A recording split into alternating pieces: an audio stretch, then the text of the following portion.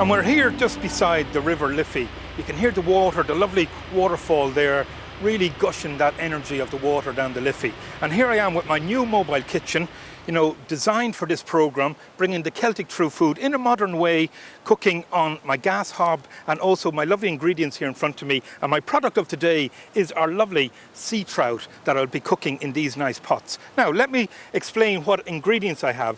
Lovely wild mushrooms and nice tomato, give me that nice culinary colour on that. Also my greens today, what am I using? Asparagus, that would be my nice veg. I have chives and a little bit of dill. I love using dill, it's a lovely delicate herb and goes very, very well with fish. I have some nice small potatoes, and you'll see me working these with the porridge and our oatmeal that we have here, both into kind of a little cake for this nice dish. Squeeze a lemon, very important with my fish. Shallots to give that nice rustic texture into the actual fish. Then I have my secret ingredients. I've made some nice lovely garlic and herb oil to cook the fish in that, and also to give a little more penetration. I have my little jar here. Yeah, that is my shellfish oil that I'm going to use. When I cook fish, I like to combine these oils to give the flavour as the medium of the cooking, and also that it gives the end result, and that's kind of the sauce coming together. So time now just to get cooking and also working on the product. And I have my little tissue here. Don't forget, folks, it's raining here, a little windy today. The weather isn't with us, but I don't care. As a Druid chef, I'll go where no chef has gone before, bring the food to the people and the people to the food. And I don't care in any kind of weather, any kind of circumstances. I'll be out there cooking for Ireland and bringing new ideas with this lovely ingredient. So I have a fantastic fish here and a nice size of the sea trout there. I'm going to remove the head, and I'm going to do that at an angle. And just turn it over there. Very nice indeed. My little dish down there to take all my waste. And then just get it down here, all the way down, taking the fillet off. Very nice indeed. And again, just doing this on this other fillet. And again, it's easy if you have a sharp knife to do this. And taking two nice fillets off, that's going to give me two nice portions for this dish that I'm cooking here, right beside the Liffey. As the water, the noise, the music of that river flowing down, the visual view is fantastic. And that's why I picked this location here at the K Club, showing another side of the K Club, the actual earnest of the K Club. When you say that it is a gentry area, it is an area that has wealth of knowledge, and not just in golf, culinary, and also in its land and what we have here today. So taking the fillet off, nice it is too, just getting rid of all my rubbish into the actual tray I have down there. Now, just sizing this up, so I'll take off all the flap there, and I just want two nice fillets of this sea trout, so they'll cook nicely. I'll flavour them, season them, and then I'll do the nice garnish. So put that down there.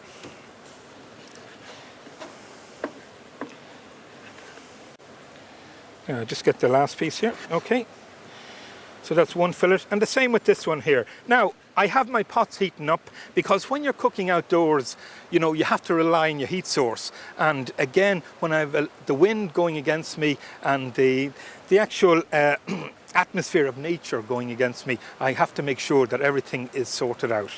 So I'm just taking the final bones off that, and that will give us two nice fillets of sea trout ready for the pot.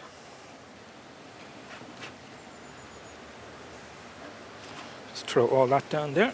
Lovely. We have our nice fillets of sea trout ready for the pot. I'm going to season them, and I'm going to get them a nice golden brown colour, then add in the different garnishes, work the oils in there, and then come out with a nice clean dish that is flavoursome.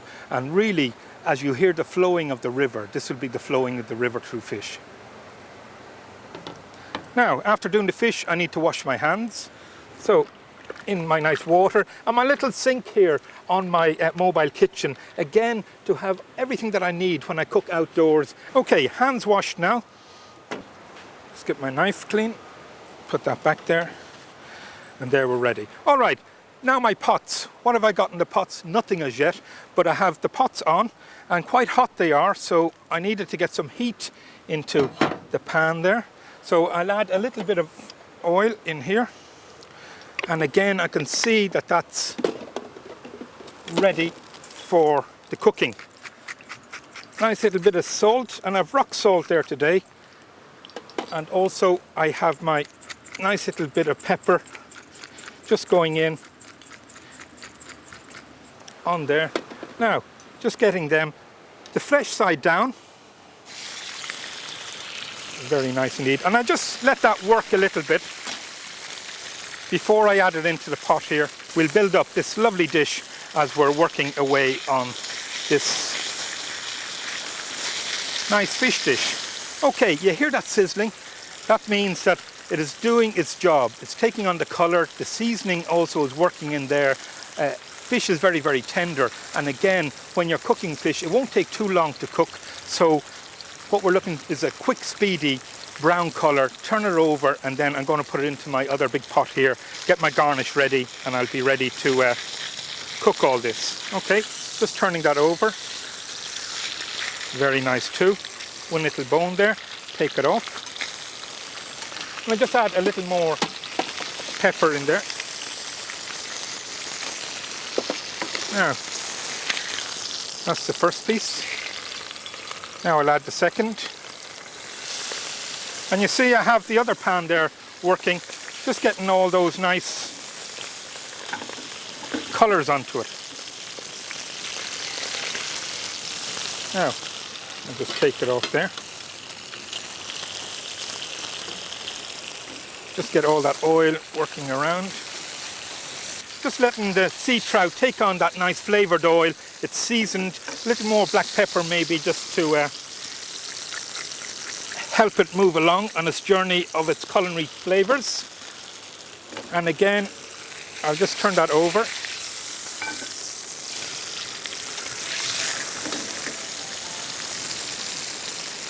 And I can feel that it's cooking nicely. Now, just get that in there. And you see that pot, it is roasting it very, very fast, just getting a little nice colour onto it. I'll take that off, and then I'll be able to add that in a minute or two. Okay, that's our 2 trout fillets. I'll just leave them here. And what have we got next? Well, I just get my knife. I have a few little potatoes that I'm going to roast off in the pan with some shallots. Add that then with my porridge, a little bit of herbs, make that into a cake, and then organise that very, very nicely. Okay, so that's my little new potatoes that we'll roast off. Add in a little bit of the herb oil. Very nice. Get my shallot now. And just give that a nice little dice. Working fast here with the knife, getting the skill of the chef as I chop my shallot. And shallots are very, very nice to use as a strong flavour, but very kind of valuable in cookery because it adds that savoury touch to the actual dish. Okay, so you see how that's fast cooking. I got the heat into the pan. There's great old heat in there. I'm using that heat to start roasting these quite fast. Get a little flavour in there and get all them working nicely. Okay, now just take these out.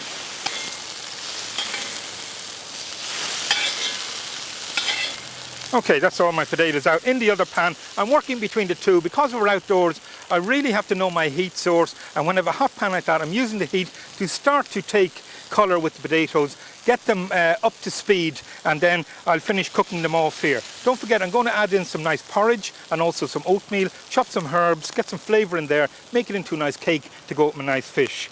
Right, the next thing that we need to do is just to cut down these mushrooms. And I have a little wild mushroom there, again bringing the wild angle in with this nice sea trout, and again bringing nice ingredients and flavours to the actual dish that we're creating here for you. Right, in with a little butter. There it goes. I have some wine here.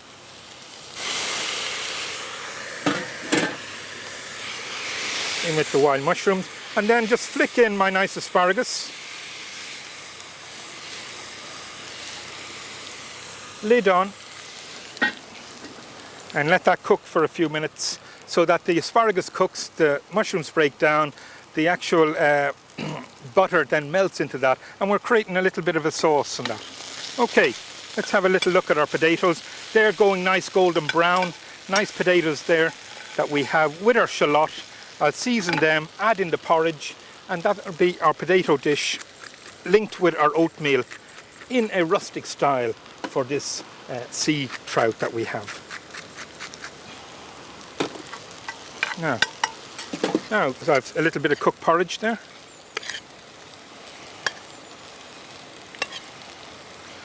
Now I'll work that in. And that's kind of like the glue that will bring all these potatoes together into the formation of a potato cake. Now I'll take some chives. Again with my chopping knife, just get them very, very fine. Choppy all the way through. Bring in the little speckledy of the green chive, and again a little onion flavour or scallion flavour it is of that family. And I love working with herbs, and again when you're out in the natural land of Ireland and that we have this vision all around me, nature, trees, all that, the water. I love the music, the water just behind me there, and it's doing its own thing. And that's what's so good about Celtic True Food, to bring the food to the people and also bring the people to the food. And every week as we go out, it is a new challenge, a new adventure. We don't know what we're going to go up against. And even if it is raining, who cares? We're enjoying ourselves here. Yeah. Right, just get my chives in.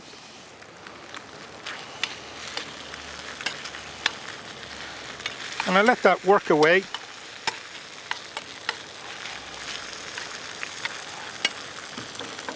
All right, everything is coming together nicely. As I said, fish doesn't take too long to cook. So you saw me sear it off. I'm going to get it back into that pot and let it finish the cooking.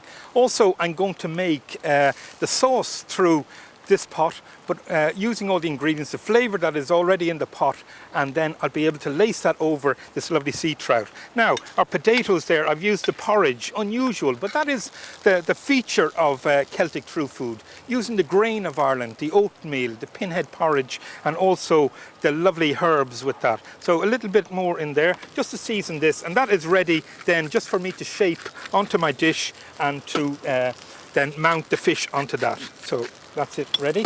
Now, bring my Celtic bowl. Now, it is raining, as we said. I'll just give that a little wipe there. Get it all nice and clean. I love using these Celtic bowls because, again, the colour of art. And when you look at that, the blue, the brown, the Celtic spirals, all that inspires me as a Druid chef when I cook. And that I have some nice artistic platform to lace my food and to decorate, to garnish, and also to present that in there. So we just take that off. And again, a little trick that I'll show you now. We just take off that there as a stand, leave that on, turn off my gas, and that is working very, very nice as well. So I have my pot, and I'll just bring that over here. And we just have a little look at those nice ingredients. Now, they've worked very, very nice. They are all cooked. I'm going to make the sauce with that. I'll just try to brand one of these if I can. That nice Celtic design with my nice pokers. And again, Mark Keeling, my blacksmith, making these nice Celtic designs for me to get my marking onto the actual fish. So, just put that back there. In with the 2 pieces of fish. Take that like that. The rest of the wine. Yeah. Some nice cream.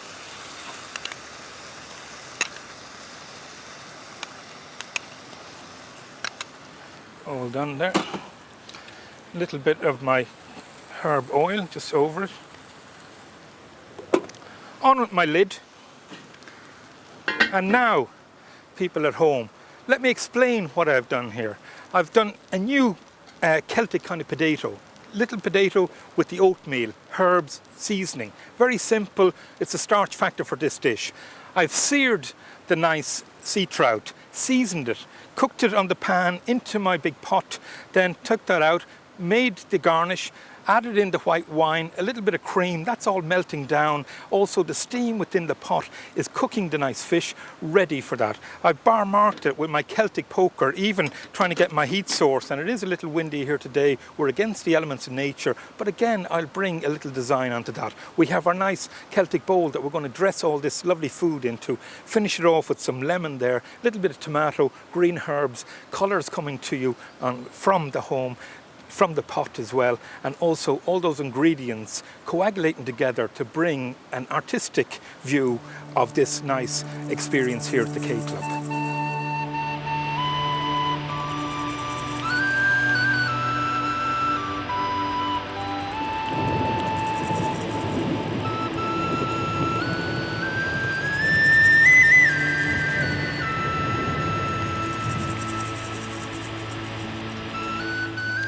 So next plating up, I'm going to get my nice little bit of porridge and potato.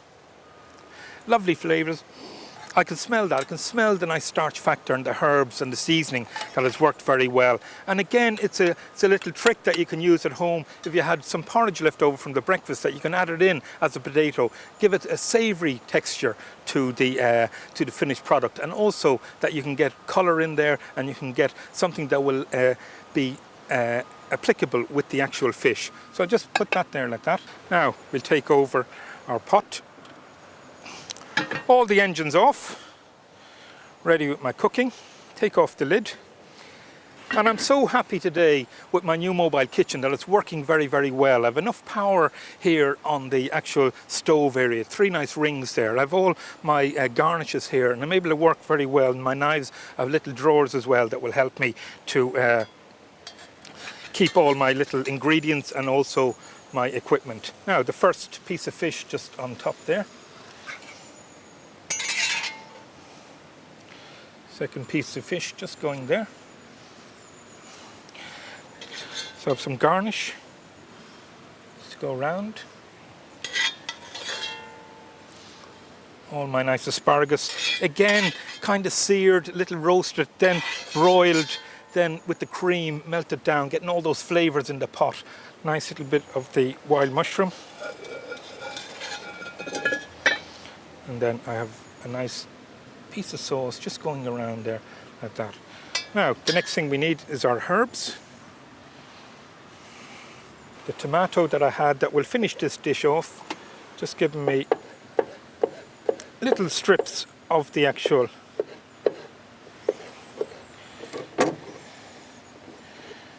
tomato, flicking that around, take my lemon, nice little squeeze. There you have it in my lovely Celtic bowl, the sea trout that we seared and then broiled in our nice casserole dish with our asparagus and our wild mushrooms, flavoured with the cream, white wine, lemon juice, nice seasoning, and then all based on that lovely porridge and potato cake, flavoured with herbs. Again, it's raining. I'm beside the river here. You can hear the thunder maybe in the background. I'm under a tree, but it doesn't matter. I'm enjoying my cooking. I'm here bringing the food to the people and the people the food. And this is the food I'm bringing from here.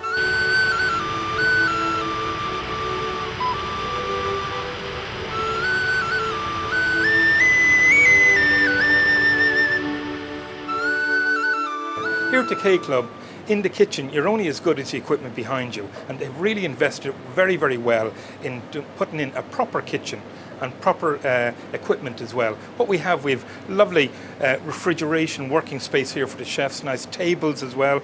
We have more refrigeration there, and that is the key to running a good operation, that you have a place to work, that you have an area chilled to hold your product, and then you can bring it to the service kitchen to actually cook it and send it out.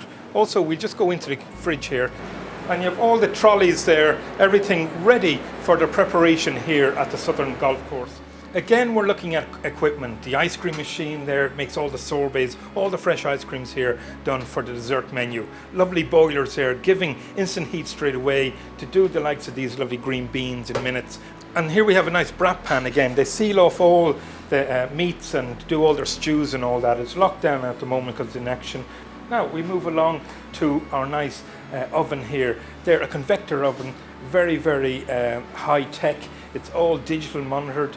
These beef that's in there, it's a sirloin of beef, it'll be cooked at 80 degrees, so you have it perfect. The machine is controlling the cooking, and the time that you need to do that is all programmed in there. Again, they have their service oven here, and again, nothing in it there at the moment, but that's how they feed things into the oven, all the nice Italian dishes, lasagnas, and if they have the lovely cannellonis and that. We have our pasta boiler here, and the pasta boiler there, the boiling water, ready to cook the pasta, all those nice little baskets there, ready to go in the water to cook that. A grill there, very hot, but again, if you're doing meat or fish, you have there the access to the heat to give you the bar marking to finish that nice dish and to have it there ready. A work surface here, John is just getting ready to do up a nice few starters and sort of like there. We have our salamander, a nice term there in kitchen French for a grill, where you do a gratin of fish or you do finishing off a cauliflower au gratin. We have 4 rings here ready to make the sauces and different frying pans, maybe the breakfast in the morning. We have our nice fat fryer there for any of the fried ingredients, fritto misto on this menu. Again, very nice indeed.